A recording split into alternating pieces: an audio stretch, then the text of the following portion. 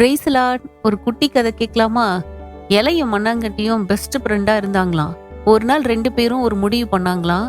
என்னன்னா, உன் கஷ்டத்துல நான் உதவி செய்றேன், என் கஷ்டத்துல நீ உதவி செய்யணும்னு சொல்லி 2 பேரும் தீர்மானம் எடுத்தாங்களாம்.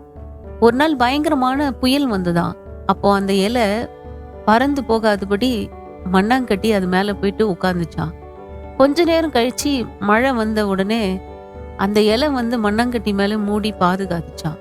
இன்னும் கொஞ்ச நேரம் கழிச்சு மழையும் புயலும் ரொம்ப வேகமா வந்ததுல மழையில மண்ணாங்கட்டி கரைஞ்சு போச்சான். இலை காத்துல பறந்து போய் ஒரு பாறை மேல விழுந்துச்சான்.